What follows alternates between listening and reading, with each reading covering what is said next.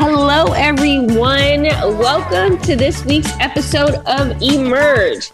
I'm your host, Tiffany Boyle, and this week we will be discussing with Dorothea how to make a divine decision and hear Deshana's 2 cents about finances.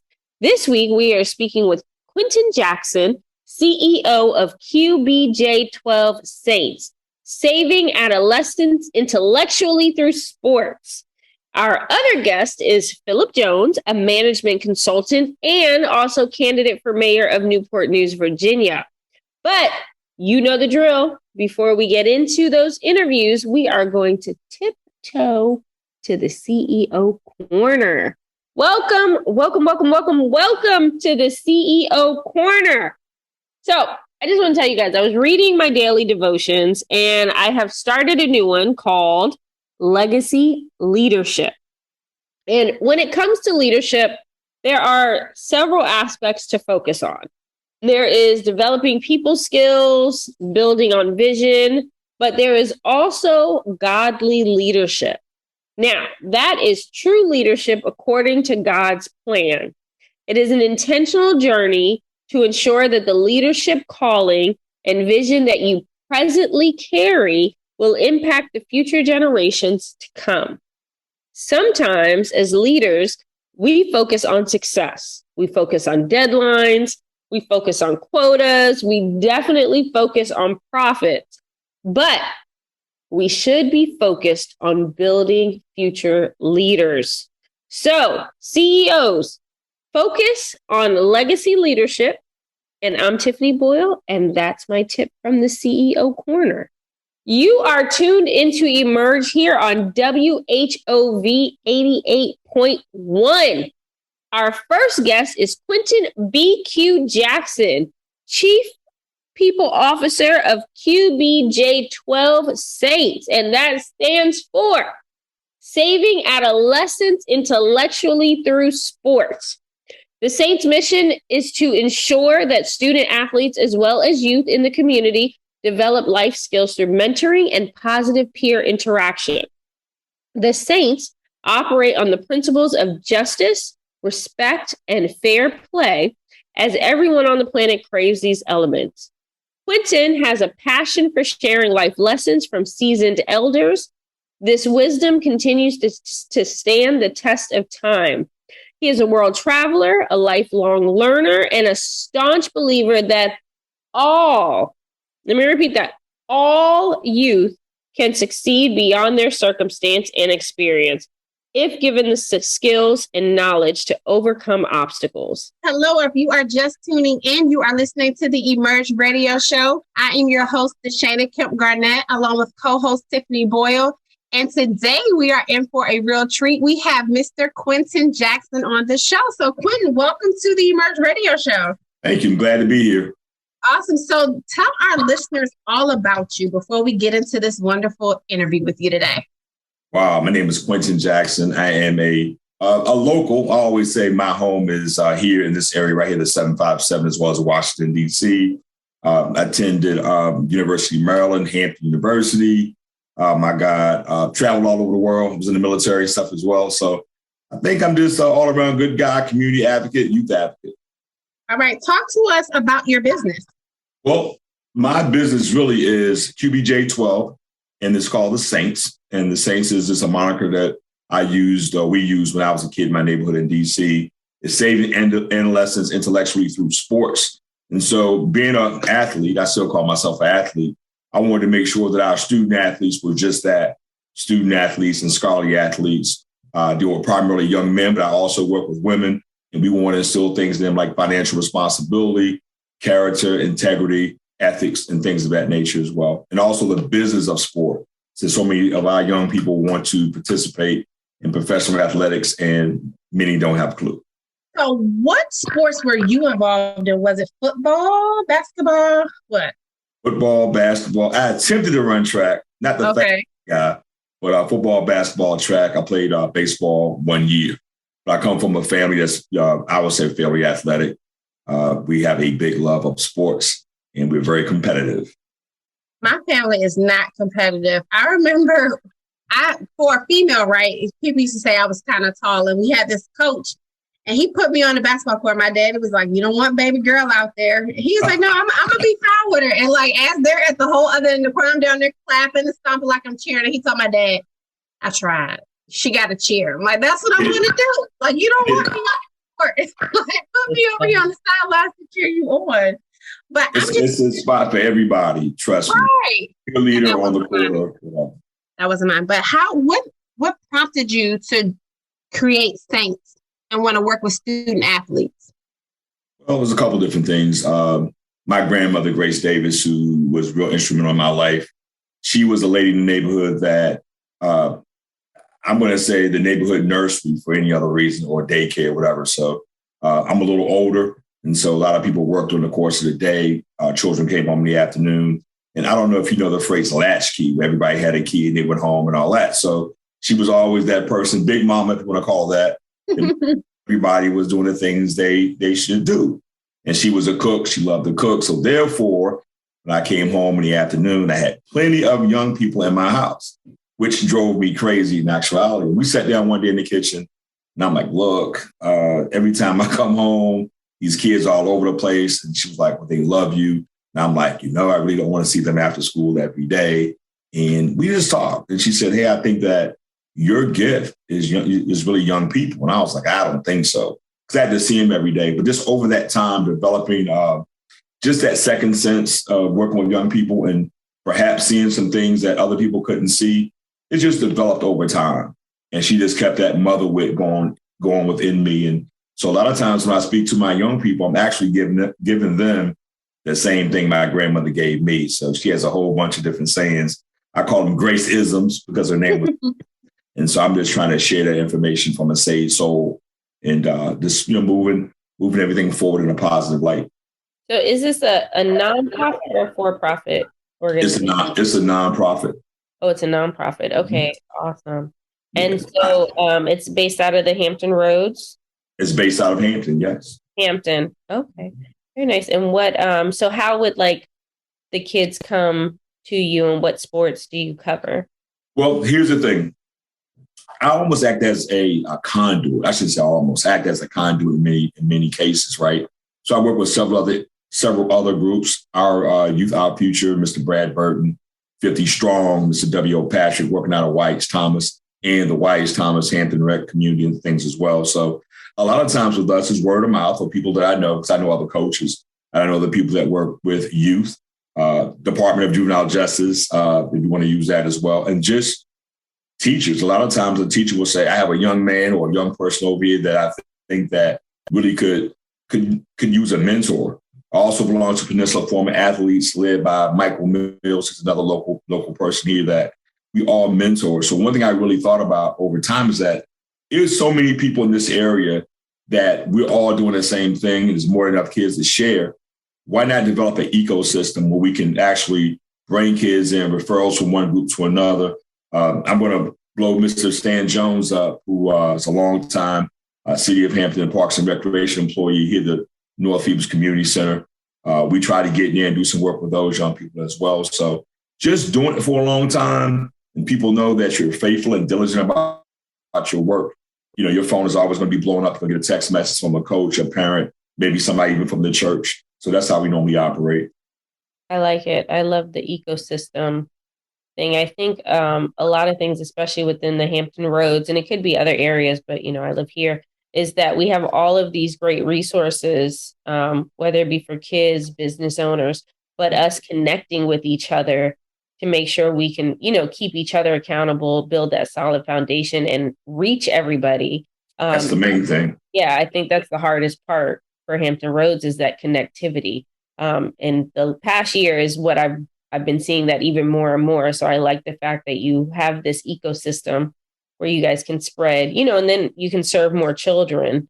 And that's really the key.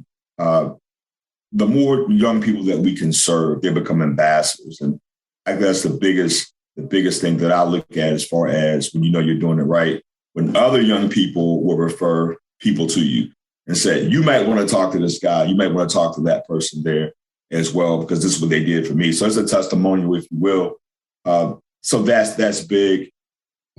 We try to branch ourselves out with groups in Norfolk or Portsmouth or Virginia Beach and things of that nature as well, because there's so many people from the Hampton side that has moved to those areas. So we have those connections going back when we were, very, very, very, very young people. And we were all in the kid business, as we like to say. So what you were just talking about, it made me think of another organization that Tiffany and I had the opportunity to interview probably a month or two ago, RPEO, and how they really do a lot of mentorship up here in Williamsburg, and they have their football camp. And it just warms my heart whenever I hear about people giving back and working with kids. And they're two of my good friends, Arnaldo Randall and PJ Piggott. Yeah, so I know what they're doing up there. And we do some work and stuff together, especially PJ and I. We have some family roots, if you will. So he's a distant relative. And so we like to spread that wealth across the board. When he has camps and things of that nature, I try to get some of our young people to participate and stuff as well. Always the issue will be transportation. Sometimes people don't. And so we try to find a way to get them there. About a month or so ago, 50 Strong, led by W.O. Patrick out of Weiss Thomas, we took 14 young men down to Greensboro for a basketball challenge overnight, played 3 games, and we did well. We were 1-2, but it really gave them a chance to get away from home and experience that road trip. Many kids still don't play AAU basketball. We're not trying to develop basketball players. We're trying to develop people. That's one thing. Even as student athletes, I try to tell them, this is something, it won't last a lifetime. And even if you make a lot of money, your window, your span of sport and playing is going to be small. So how are you going to manage your money? And no matter how many contracts you sign, that lawyer is going to get 33 1/3. So if you can't handle your business. Right. We did our last magazine, actually, we featured a few of the retired NFL players from the Eagles team. Right. And I learned a lot just from talking to them. We interviewed the ones that went on to have businesses, but just talking to them about the separation from the NFL. That's right. Whether they wanted to separate or didn't want to separate, and the heartache that they go through. Maybe some of them didn't have money because they didn't, finance. It's just the business of it all. I mean, right. You played sports. In my case, I started playing football at 6. I stopped playing football at 47, right? So that's tackle football, flag football, tackle football again. But at some point, you just know, you're done with it. And so what's the next move? But for those younger athletes who maybe come out of college at 21, 22, and they say they play 5 years, your career is over and you're under 30. Right. What type of education do you have? Have you networked? What's your next move? Right. And some people stay too long. They just keep the people you're around, because a lot of them make that money so fast they don't even have foundation of good people around them that genuinely want to see them win. And I think what I learned from them, that was like one of the hardest things. Like, oh, my account took me off. Oh, my girlfriend / wife didn't really care for me like that. I mean, it was very eye opening. But if you don't know, you don't know. That's a financial literacy part as well. And so we like to talk to other athletes from this area, whether they made it for a long range or not. They're in business and doing things. Elton Brown, who's doing boomer transitions. Mm-hmm. And Elton played ball at Warwick High School, played at UVA. I believe he was the ACC Player of the Year. And he played like the D League and the G League and had some stints in the NBA. But he was a guy who took care of his money.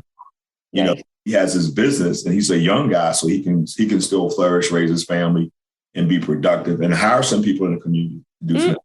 I think you guys should come together and do a semi-pro team. We'll have a pro here, but so you guys should get together and do a semi-pro team. I'll coach them. I can tell. There are a lot of people in this area that still have what it takes, but didn't make it maybe to the NFL. But a semi-pro would be awesome since we don't have a pro team. Right. We had some real strong semi-pro teams here for years. Yeah, the Norfolk Neptunes, they actually came up with the Peninsula and played. with the Nighthawks that actually played, I believe, in Scope. They were indoor league. And I started playing football at 6 and I finished at 47. I played 7 years in the semis down in. It was a lot of fun, a lot of travel. Like, one thing, if you get hurt, you have to go to work or do something on Monday. That's a whole different world of being. Right? Oh, wow. Yes, yes. Well, if you are just tuning in, you're listening to Emerge. I'm Tiffany Boyle, along with co-host Deshana Kemp Garnett, and we are talking to Quentin, who is going to teach us all how to play football or basketball, right? Football, basketball, and how to be good servants and citizens of your money and your character. That's right. That is right. Well, you're speaking Deshana's language. She's a finance guru. And it's crazy because for my financial services business, we just had a convention in Vegas, and I don't I don't do anything with sports. I never followed it. But at that convention, we were blessed to have, we saw a panel discussion. And it was Marshall Falk and Kurt Warner. They were talking about it, and DeJuan Cofield was there as well. And so I'm sending my cousin the pictures. I'm like, people are hyped and they're talking about theirs. He was like, girl, do you know who they are? And I'm like, no. He was like, I knew I should have went with you. I'm like, well, they're talking about their transition and, how that went getting out of the NFL and finding out what that second career in business is going to be and helping other football players do the same. So, yeah, that was right up my alley when you talk about being a steward of money in your business. And Kurt Warner has a tremendous story because he tried out, didn't make it. He was bagging groceries. Yeah, and he talked about that. And I'm like, he has a movie, American Underdog. That's right. So he's really parlayed that into, I don't want to say a franchise, but he's parlayed that into like some financial dividends and things as well. And Mark was doing the NFL Network. So that's another thing we talk about as well, like public speaking and things of that nature as well. Networking. I think that's something, whether you are in a program like mine or whatever, even in the school divisions, we don't talk about networking enough. How to bridge those gaps with like-minded people. Right. And so one thing we talked about, people don't do business cards anymore, but having a business card, I don't care if you just had a Vistaprint, black and white, with your name on there, with a phone number and an email that actually, made sense, nothing crazy, language, that you could present to people. So I know with young people I've worked with over the years, I'll give you a good example. I had a young man, this was years ago, he was going to apply for this job at McDonald's. And he said, well, I did the application and all that. I said, when we do, you go for the interview, make sure you wear a shirt and tie. It's McDonald's, man. I'm like, wear a shirt and tie. And this go over some stuff. One of my past careers, I was a recruiter, so I'm trying to help him out. So we go to this McDonald's, and there's people all over the place. So when we came in, I had a suit and tie on. He had a suit and tie on, and the manager came out. He was like, "Well, are you guys here to get some food?" I was like, "Nah, I'm bringing this guy in for an interview, more or less." He said, "So that's the guy coming in for the interview?" I said, "Yeah, not me, man. I'm grown. I'm good." And so they went back to all of 5 minutes. Came back, he got on the spot. The manager said, if you have any more like him, send him down here because that's what we want. Nice. And that kid went on to go to Virginia Tech, graduated, lives in Memphis, has his own candle making business, doing very well. And so we still laugh and joke about that because I don't want to wear, shirt and tie or suit jacket, all that kind of stuff. But your image means everything. Yes. Right. And of color, we get behind the 8 ball sometimes, so we have to present well almost. So image, your own brand. That's one thing I share with the kids too. Like, what is your brand? What do people see when they see you? And they your name, what do they say? Right. Are they shaking their head going, I just don't want to deal with that cat today? Or are they real enthusiastic, like, hey, that's one of my best. So we have to think about all those things as we go through life. Well, Quentin, tell everybody how they can get in contact with you, if you're on social media, how they can follow you. I am on, what am I on? I'm on LinkedIn. So it's Quentin, Quentin B. Jackson on LinkedIn. And I also do Facebook. So it's all the same, Quentin Jackson on Facebook. My email address is qbj1saints@gmail.com. So people can always reach me that way. You said it so fast. Normally, whenever somebody says it, I'm up here, hurry up, trying to find them all, whatever they said they were on. But I'm like, man, this time is going by. So we have one last question for you, and it is our signature question. And that is, what does the word emerge mean to you?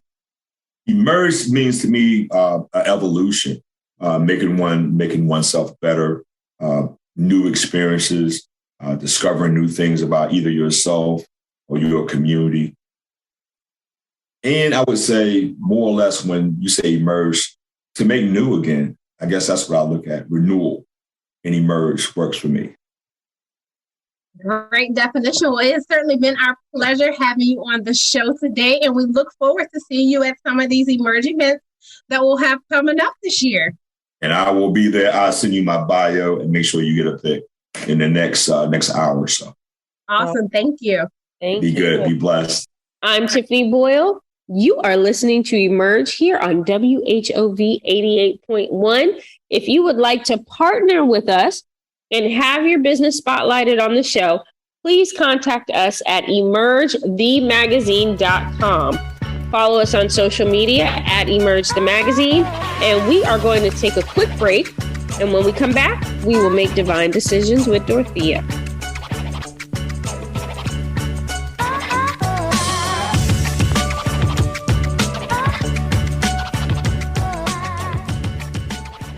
You have a mission. It's no collision. Hold the phone. Don't text. You're angling to be next. Brothers and sisters, you won't see it coming. You're off the road. Your life explodes. It's not worth it. Don't do it. You only think there's nothing to it. Put it down, hang up, pay attention to highway action. Behind the wheel, there is no such thing as a small distraction. Join the conversation at decidetodrive.org, a public service message from the American Academy of Orthopedic Surgeons. Welcome to today's lottery drawing. And today's winning numbers are not yours, not yours, and another number that's not yours. And the final number is not yours. When it comes to having money, don't rely on luck. Brew your own coffee at home instead of buying that latte. Brown bag it to work instead of ordering it. Go to feedthepig.org for more free ideas on how to save. Feedthepig.org. This message brought to you by the American Institute of Certified Public Accountants and the Ad Council. Hi, I'm Gina Pemberton, president of the National Hampton Alumni Association. Our time is now. This is our moment to define what being a Hamptonian really means. At a time when the relevancy and impact of HBCUs is without question, it's absolutely critical that we all engage, work together, and give back to our home by the sea. Engaging as an alumnus means to join your local alumni chapter, mentor a current student, and donate regularly. Join your local alumni chapter now, logging on to NHAAINC.org. Keep Hampton's legacy strong for generations to come. Keeping you informed, we are Smooth 88.1 WHOV.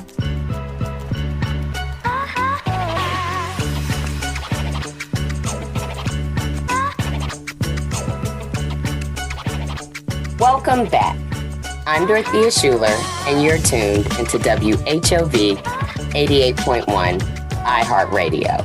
And you're listening to Emerge Wednesdays, the radio show that's all about entrepreneurs and business and is the premier information source for business owners. If you're just now tuning in, Deshana and Tiffany spoke with Mr. Quentin Jackson of QBJ 12 Saints, saving adolescents intellectually through sports.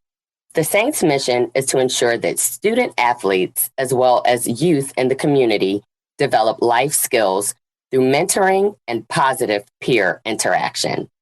Wow, what an amazing program. So look, if you missed out and you're wanting more information or to contact Mr. Quentin Jackson personally, please visit www.emergethemagazine to catch his interview as well as listen to any of our previously recorded episodes. Okay, people, it's that time. My reality, and I ask specifically today that you also keep the word reality in mind. But the reality is we all operate throughout our lives based upon a series of decisions. The dictionary defines a decision as a conclusion or resolution reached after consideration. And the definition of divine is excellence. In other words, we're making an excellent choice. Now, with that being said, let's make the divine decision today to imagine. How many of you have heard the proverb, as a man thinketh in his heart, so is he? There's wisdom beyond understanding lying within that statement. The reason I said earlier to keep the word reality in mind is because my hope today is that we can apply our imaginations in a way that will manifest into our actual reality. The definition for imagine is to form a mental image or concept of. Now, I know that all of us have a strong understanding and totally know what it means to imagine. I'm sure we could all sit around and have a time enjoying stories of the wild imaginations that we possessed as children. I know I have a few. For instance, the excitement of watching for Santa Claus and deciding because we couldn't stay awake that we must just have missed them. I remember how my little heart fainted when I got the revelation from my very own sister, who didn't fall asleep that particular night, that Santa actually lived with us in her very own home, and that it wasn't even Santa at all, but in fact, our very own parents. I mean, the nerve of her changing my life like that. My point is, as children, there was a level of confidence, an absence of fear, and a presence of imagination that we possessed and just came natural. I believe it gave us power, the power to believe. I want to translate this. There is power in our imaginations. There's power in having the ability to form a mental image or concept concerning yourself or about your life that you are relentless in pursuing into a reality.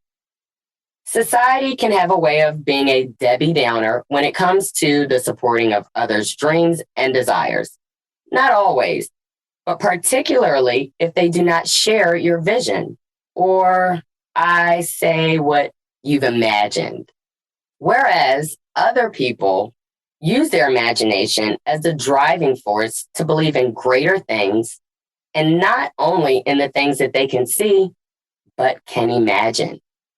It takes a really confident person to choose to believe in themselves over other voices that can sometimes quench our very imagination. So let me remind you today, have that childlike faith.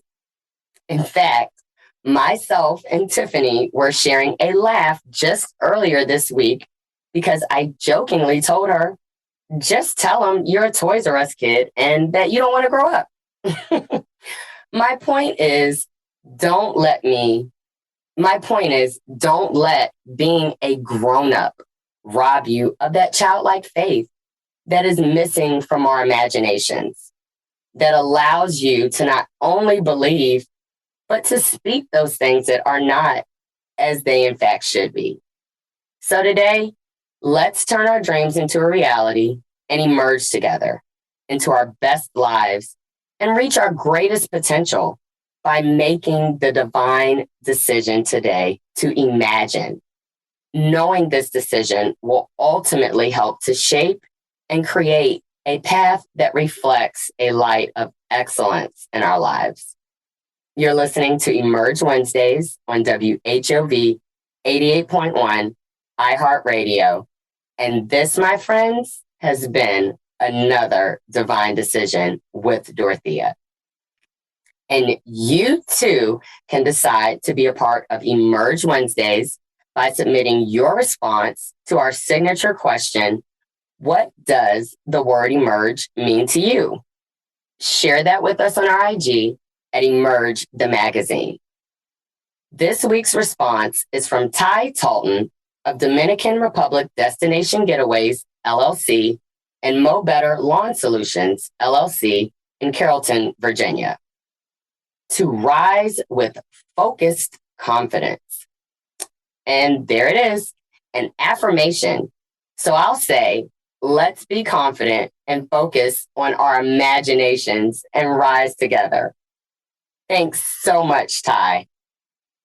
And up next, it is my privilege to introduce you to an exceptionally excellent young man.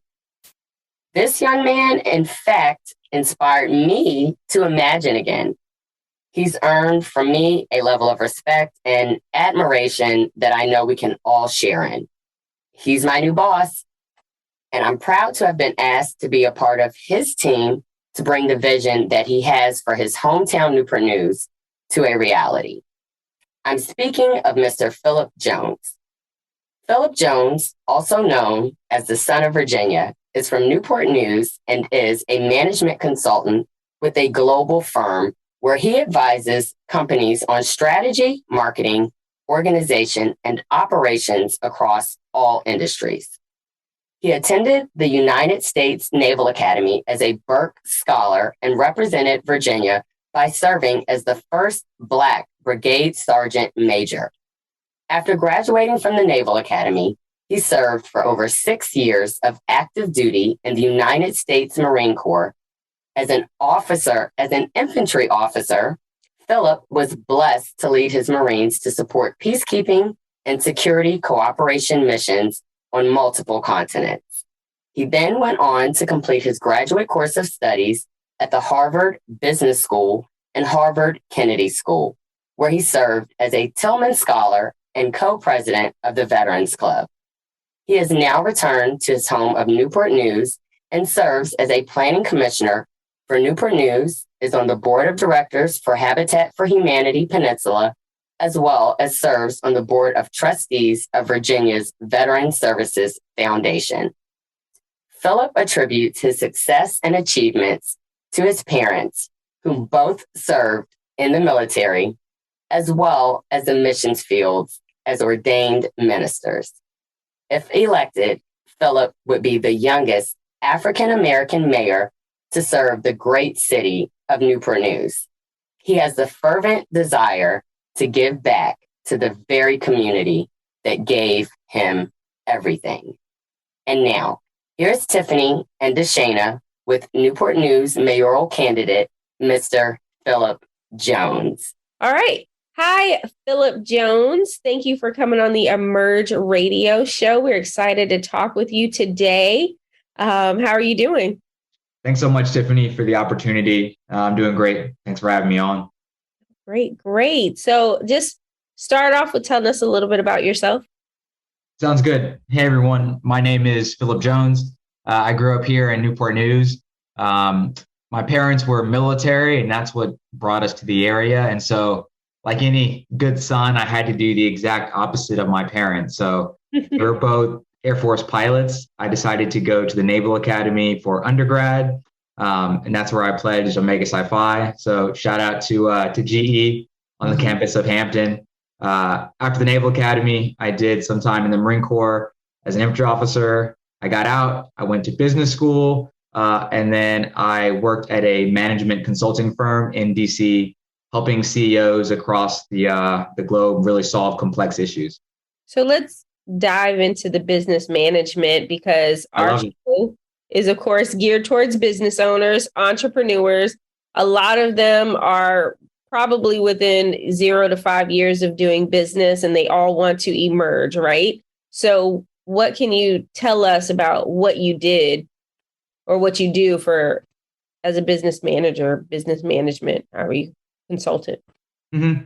So the entire field of management consulting came around, I think, 40 years ago, where they realized that companies from all over the world, and we'll include government, we'll include small business, they have a lot of issues going from 0 to 1 or 0 to 100. And so this kind of nascent or sort of new industry started to emerge. And so a lot of companies have issues, but they don't have either the internal capability to solve these problems. And it's cheaper to just hire a firm, outsource it, and we'll come in with new perspective and new vision and try to correct the ship. So the companies that I worked for, unfortunately, we all signed an NDA, so I can't talk about the companies exactly, but the industries or the verticals that I worked for, we worked for 3 or 4 different cities. So some of the largest cities in America, I helped them streamline their SNAP and WIC program. I worked with a large A&D company. Additionally, I did a few months on a project based on offshore wind. And I think my favorite project, or case as they call it, was helping a global nonprofit based in West Africa structure some of their supply chain, especially when it came to the amount of food that was being lost and a lot of the waste that was happening, but not having a proper supply chain. So I know it sounds kind of big and out there, but honestly, every day we just try to create value and we try to help the CEO or COO just solve a solution or solve a problem. So do the organizations, do they have to be big or do they vary in size? So they vary in size. I think I can only speak to my firm, but we do a lot of pro bono cases. Mm-hmm. So a lot of the work that I did for some of the cities in America involved pro bono cases. My firm in general, I think we committed $1 billion over 10 years to free casework. Mm-hmm. So that's our commitment. I think there's 4 different pillars. One is, economic justice. One is the environment. One is public sector. And I always forget the 4th one, but we did a lot of pro bono work, and small companies can hire us, but I just think just due to the cost of an engagement, we usually only work with Fortune 500 companies. Right. But there are for smaller organizations, there are other, I'm sure, business management consulting firms that. Yeah, exactly. Yeah. I mean, I think even in Hampton Roads, they have some that are locally based or some that are like a one-person LLC. Just the ones that I work out is like more of like the global focus. And I did that because I think coming after leaving Harvard Business School, which I know you were just at a few weeks ago, I realized that I wanted to learn a lot about business. Everyone kept saying like business and what does business mean? And one of my favorite books is The Spook Who Sat by the Door. And for those who haven't read it, I highly recommend it. Probably top 3 or 4 books I've ever read. But in the book, the protagonist, he basically joins the CIA and he learns and he listens and he sits by the door and takes all that knowledge back to his community, which I think was Chicago, if I remember correctly. So that's honestly what I did is, I went to business school, I learned a lot, and I want to bring that information back to my community, which is both, not only the larger Hampton Roads community, but also people of color. Very nice. So what is something that, I know you worked for Fortune 500 companies, but I'm pretty sure basics and foundations of a business are all the same. So what is something that advice, I guess you could give, like what are some of the downfalls or pitfalls that most businesses fall into to where they would even need a business management consultant? Yeah. And so I think if we shift the focus away from my management consulting company, we can probably talk about, I helped co-found a boxing gym in Newark, New Jersey, Ironbound Boxing Academy. I think I left the company, but I think we rebranded to Ironbound Boxing. So I can use that kind of going forward. But I'll say, I think when you start a company, I think the biggest thing is 1, having the right team around you. I think we can always say personnel is policy. So I think having that founding team is critical and crucial. I think number 2, it comes down to access to capital. So you need to have a way, whether it's a bank loan or people in your network, but there has to be a way that you're able to have that seed capital to really grow a business. And then the third thing, and probably the most important, is after you have some sort of financing and you have a robust team, I would look at a business plan, right? You could have, I'll call it a widget. You could have a widget, but if no one wants to buy the widget, then you're not going to have a viable business or a company. So for instance, I'm trying to think of an example. Let's say you're trying to sell boats and you live in the heartland of America. It's probably not a good business plan. But I think having a team, having access to capital, and having a strong business plan that actually looks at the headwinds and tailwinds in your industry and in your silo that you want to work in, I think that's what I recommend to individuals that want to innovate or want to be entrepreneurs. Great. Thank you so much for that. And if you are just tuning in, you're listening to Emerge. I'm Tiffany Boyle with co-host Deshana Kemp Garnett, and we are talking with Philip Jones, who is giving us some good business advice from a consultant standpoint, but also from an entrepreneur standpoint himself. So, Philip, let's switch gears here. I know you are running for mayor of Newport News, Virginia, for those that are listening. And how are you bringing your business knowledge into campaigning? Yeah, I really appreciate the question. So, like any good consultant, I'll go macro to micro. So I think number one, if you look at the seal of Newport News, what it says is the corporation of Newport News, because that's what it is. It's a business. It is a governing body that has a budget of excess, as you would know, of over $450 million. So in my mind, it's a business.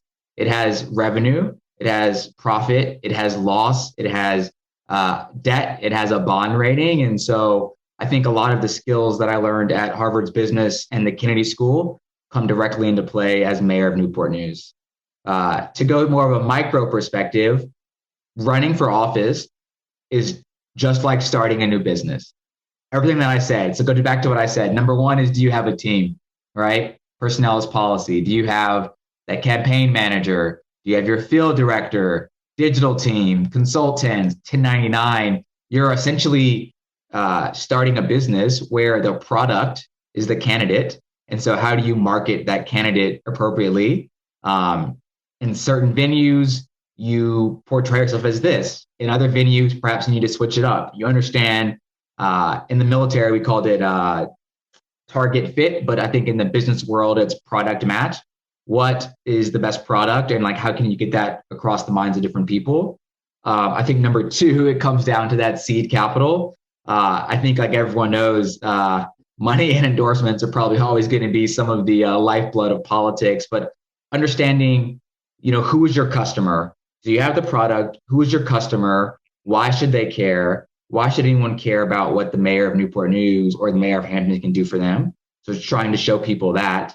And the third thing, I think, is a business plan. So just like I wrote a business plan for the boxing gym, we wrote a business plan for the campaign. A good business plan always has phases, stages, and parts. That's what the Marine Corps taught me. It has monthly metrics, it has milestones, it has current ops, it has future ops. So running for office is just like starting a business or just like doing a startup, but the candidate is the product. I like it. And your end goal is the win. Ahead. I was going to say, and your end goal or the profit is the win. Yeah, like I'm sitting over here quiet, I'm listening to y'all's conversation, right? Because I know Tiffany is so in her zone and in her element right now. But the way you just broke that down and how you correlated that, like I am mind blown, because obviously I don't run for things, outside of high school, student government, all that stuff. I'm like, yeah, no. But the way you just broke that down made so much sense. And it's like, I've never heard anybody put it that way. So yeah. Thank you for that. No, thank you for the opportunity to come on. I think everyone thinks that it's very hard to run for office, but just like whether it's you want to start a startup, as long as you take the time, you write out a plan, it makes sense, you have that product match, you're able to market it appropriately. I think that takes a lot of the risk out of running for office or doing a startup. I think both of these things are parallel. So I know when I ran in 2017, I started with a goal. My goal was, how many votes do I want? And then I wrote my so-called business plan to reach that goal, which I did exceed. Thank you. But I think if it was not, so Deshana and I met at Newport News Industrial. Mm-hmm. And if it was not for that job I had as far as business development goes and marketing and learning how to market to people who didn't look like me, mm-hmm. in a field that I knew nothing about, because when I tell people, it was in radiation shielding, everybody's looking at me like, what? I'm like, yes. If it wasn't for that, I don't think I would have been as successful, because I took that marketing aspect and that confidence and I did put it into the campaign. So I think that's how you and I are actually like similar, taking that business approach, mm-hmm. To campaigning. So tell us a little bit about your platform. Yeah. So once again, I can go big to small. So my Myers-Briggs, if anyone knows or taken that test, My Myers-Briggs is an INTJ. I'm actually an introvert. But if you look at what an INTJ is, it means that I have trouble being in the present and I'm always looking into the future. And so to answer your question, my vision for Newport News is that by the year 2026, we are going to be an all-American city. So for those of you who don't know, the All-American City Award is given to the top 10 cities annually in America. They break it down, I think, by, four large cities, 3 or 2, whatever the breakdown is. It's a mixture of large, medium, and small cities. If you look around Hampton Roads, essentially the only 2 cities that have not won All-American status is Newport News and Portsmouth, right? Hampton has won it 3 times, I believe. So my goal is in 4 years, we're going to be an all-American city, full stop. I will stand 10 toes down on that. Okay. Love it. I think more of the short term and medium, it's essentially 3 things. It's number 1, ensuring that all of our schools are accredited. Does not matter the zip code. Doesn't matter if you're uptown or downtown. All of our schools are going to be accredited. Number 2, I think the days of, luring a Fortune 500 company to move their headquarters, I think those days are slim. So the question is, when we look at economic development, what silos are we going to focus on? Are we going to pull in more remote workers like the city of Tulsa is doing? Are we going to do what Richmond is doing and make it young and hip and cool, be like affordable housing? Those are some things that we're going to have to solve together as a city. And then 3, I think it just comes down back to that business mindset is the city of Newport News is a corporation. And right now, I think we are at a crossroads when it comes to our brand and prestige, right? Everyone's got a brand. I was in New York City a few weeks ago and I'm on the train and I see a come visit Williamsburg. I saw a come visit Virginia Beach. They have like the sand, they had, the historical triangle. Newport News is at a crossroads when it comes to our branding. And that is going to require someone with a business mind who has the experience to bring it into the next decade. So kind of going back to it, it would be schools, economic development, and uplifting the narrative or the brand of the city to literally put us on the map. Yeah. I like how you say crossroads. I don't even think we're at the crossroads. I just don't even think we're on a road with branding. But that's a whole different interview and conversation. But after being at Harvard and just getting to speak with all the different city managers, this different delegates and administrators and local officials from all over has been so mind-opening that I don't know if we have a plan for growth in Newport News. But again, that's a whole different, and I think a strong city manager and of course a strong city council that have the wherewithal and know-how is extremely important. So I'll say this. I think that Newport News is asset strong and strategy poor. Yes. We are the economic engine of Hampton Roads. Yes. And I think a stronger strategy from all levels will allow us to capitalize on said assets, whether that is the shipyard or the labs that we have, or Cannon or Ferguson, Lieber, like a lot of strong assets. It's all about how you deploy it. Just like in the business world, like on a balance sheet, you have assets and liabilities. So it just comes down to how you leverage your assets to help your brand or your prestige. But I'm really excited about the future, not only for Newport News, but also Hampton Roads. And I tell everyone that will listen, Hampton Roads is essentially what Raleigh-Durham, what Charlotte, what Richmond essentially was about 20, 30 years ago.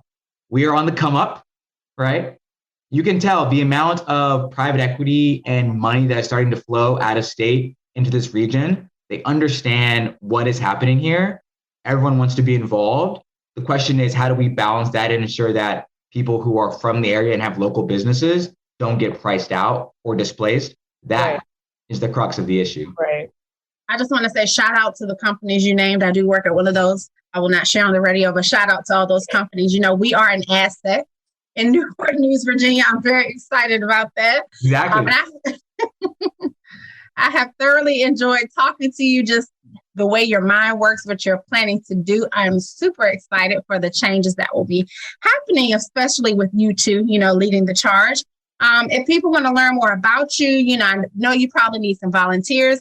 How do they get in contact with you?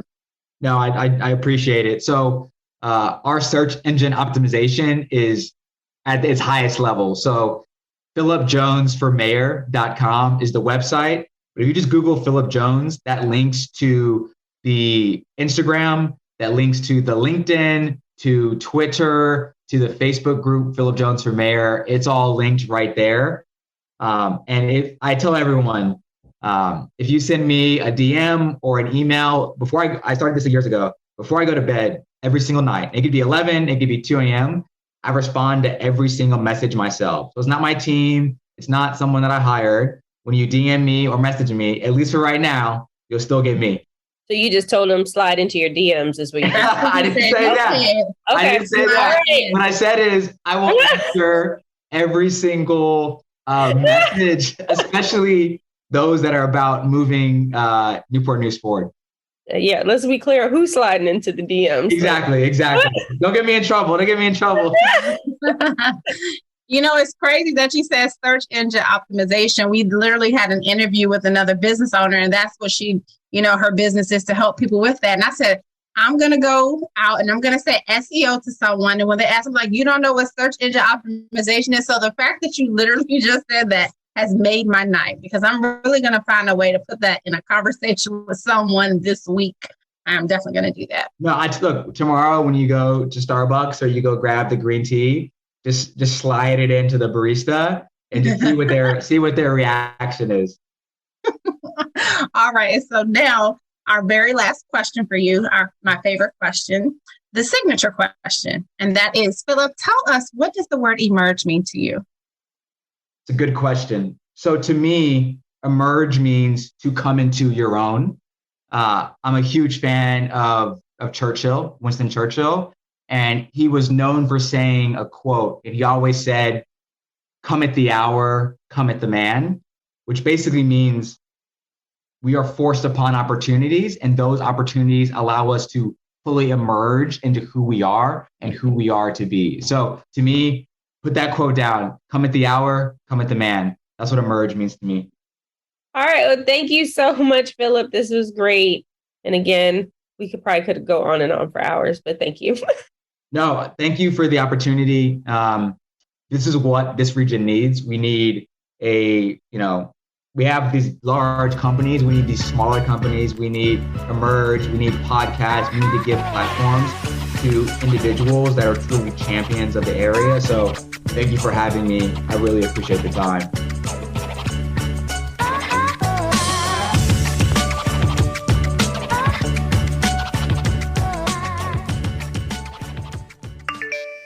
Did you just look down at your phone? You did it again, didn't you? You're flying down the road in a 3-ton hunk of steel, and a text takes your eyes off the road for an average of 5 seconds. At 55 miles per hour, that's long enough to travel the length of a football field and cause some serious damage. Turn it off. Trust me, whatever it is, you'll live.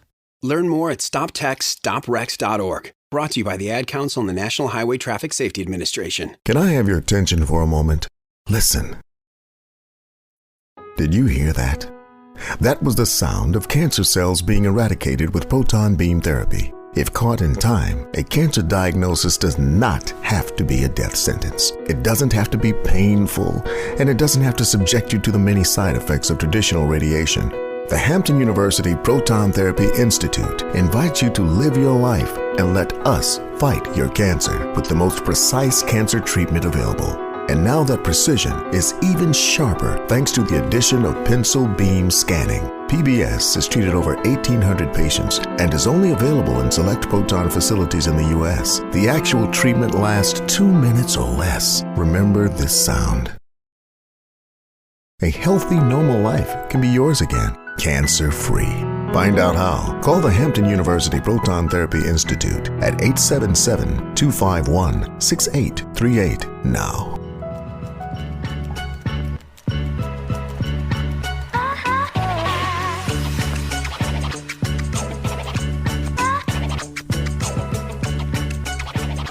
I am Deshana Kemp Garnett, and it's time for my 2 cents. Hello and happy Wednesday to my Emerge family. Yes, you all have been on this journey with me, and you are now my family. I have adopted you all. I hope you all have been well and that you had an amazing weekend. My weekend was wonderful. And today, I want us to talk about something that is vital to all of our businesses, regardless of the products and services that we offer. That something that I'm referring to is cash flow. I'm sure each of you know what cash flow is, but I'm still going to define it just in case we might have some new people tuning in today. In simple terms, cash flow is a measurement of the amount of cash that comes into and out of our businesses in a particular period of time. I know y'all knew that, right? I knew that as well. Sometimes we know things, but we can't quite explain it, but I know we all know what cash flow is. Having a thorough understanding of our cash flow helps us to identify our sources of income and how we are spending our money. And knowing where our business stands financially and why we are where we are is going to aid us in taking the right actions to get back on track if we are off track. So our goal as business owners and entrepreneurs is to have and maintain a positive cash flow. All of us, regardless if it's our passion or how we got into our businesses, we all want to make money, right? We all want to do that. So when you have a positive cash flow, you have more cash coming into your business than you have leaving it. So while we're here, I know y'all are probably driving, you might be at your desk, wherever you're listening from, let's just take a quick moment and pause. And let's just think about our business and ask yourself where your cash flow is. Do you have a positive or a negative cash flow? If your cash flow is positive, congratulations, keep up the amazing work. But if your cash flow is negative, it's okay. It happens. We can adjust. I'm here to provide you with a few tips that might be able to help you get on track. So when I decided to talk about cash flow today, to share my 2 cents, of course, I went to Google University and I did some research, and I was able to find an article on entrepreneurshiplife.com written by Carson Duro titled 6 Ways to Improve Cash Flow in Your Business, because cash flow is the lifeblood of any business. So the first tip in this article was to improve your invoicing time. Invoices is one of the most important aspects of our business, and it helps you stay on top of your cash flow, but it can be time consuming, especially if you're just getting started and you don't have a professional doing that for you. So figure out how you can do your cash flow and be more strategic with your billing. Also, maybe you can look at automating as much as possible. The next thing, and I know we don't want to do it, I understand, but it is an option of raising our rates. If you're feeling the pinch of a slow cash flow, then consider raising your rates. It's simple, but it can be an effective solution when you put that into what you're doing. I don't know how many of you are out there still doing it, but maybe if you're not already doing it, accept payments electronically. If you don't already have the convenience of accepting electronic payments, it is worth its weight in gold. And this is coming directly from this article. Look at that, whether you want to accept ACH payments, whether you want to do Venmo or PayPal or Cash App, figure out how you can get some electronic options in there, make it more convenient for your clients. Another thing this article talks about is reducing your expenses. That means you got to take a hard look at your business, look at your processes, and find ways to streamline and lower your costs. What kind of things are you, subscribing to? Your supplies, your advertisement? What kind of things are you doing with technology? Look at that, and things that are no longer essential to your business, to your budget, look at removing those. Those are just a few tips. As business owners, we have to stay on top of things for our business. I love to be able to talk to you every Wednesday and give you those tips. I'm Deshana Kemp Garnett, and that is my 2 cents. Let's take a look at some regional and local activities. August is the Commissioners and Cans Food Fund Drive.